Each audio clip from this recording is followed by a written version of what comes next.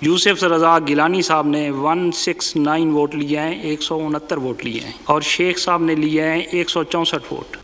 Senate election ਦਾ result ਆ ਗਿਆ।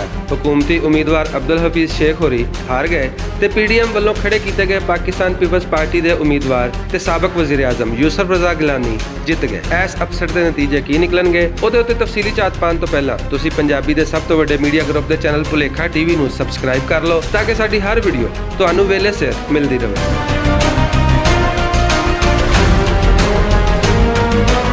Senate election ਵਿੱਚ ਹਕੂਮਤ ਨੂੰ ਵੱਡਾ ਅਪਸੈਟ। ਵਜ਼ੀਰ ਆਜ਼ਮ ਇਮਰਾਨ ਖਾਨ ਦੇ ਆਖਣ ਦੇ ਬਾਵਜੂਦ ਹਕੂਮਤੀ ਉਮੀਦਵਾਰ ਅਬਦੁਲ ਹਫੀਜ਼ ਸ਼ੇਖ ਨੂੰ 164 ਵੋਟ ਮਿਲੇ ਤੇ ਉਹਨਾਂ ਦੇ ਮੁਕਾਬਲੇ ਵਿੱਚ ਇਲੈਕਸ਼ਨ ਲੜਨ ਵਾਲੇ ਆਪੋਜੀਸ਼ਨ ਦੇ ਮੁਤਫਿਕਾ ਉਮੀਦਵਾਰ ਯੂਸੁਫ ਰਜ਼ਾ ਗਿਲਾਨੀ ਨੂੰ 169 ਵੋਟ ਮਿਲ ਗਏ। ਇਸ ਇਲੈਕਸ਼ਨ ਵਿੱਚ 7 ਵੋਟ ਮੁਸਤਰਦ ਵੀ ਹੋਏ ਤੇ ਇਸ ਤਰ੍ਹਾਂ ਯੂਸੁਫ ਰਜ਼ਾ ਗਿਲਾਨੀ ਕਾਮਯਾਬ ਕਰਾਰ ਪਾਏ। ਹਕੂਮਤੀ ਤਰਜਮਾਨ ਸ਼ਹਿਬਾਜ਼ ਗਿੱਲ ਦਾ ਆਖਣਾ ਹੈ ਕਿ ਹਕੂਮਤ ਇਸ ਨਤੀਜੇ ਨੂੰ ਚੈਲੰਜ ਕਰੇਗੀ। ਹਕੂਮਤ ਪਹਿਲਾਂ ਹੀ ਯੂਸੁਫ ਰਜ਼ਾ ਗਿਲਾਨੀ ਦੇ ਪੁੱਤਰ ਅਲੀ ਗਿਲਾਨੀ ਦੀ ਹਕੂਮਤੀ ਨੁਮਾਇੰਦਿਆਂ ਤੋਂ ਵੋਟ ਮੰਗਣ ਦੀ ਤੇ ਵੋਟ ਜ਼ਾਇਆ ਕਰਨ ਦੀ ਸਲਾਹ ਦੇਣ ਬਾਰੇ ਵੀਡੀਓ ਸਾਹਮਣੇ ਆਉਣ ਤੋਂ ਬਾਅਦ ਯੂਸੁਫ ਰਜ਼ਾ ਗਿਲਾਨੀ ਦੀ ਨਾਅਹਿਲੀ ਵਾਸਤੇ ਦਰਖਾਸਤ ਦੇ ਚੁੱਕੀ ਹੈ।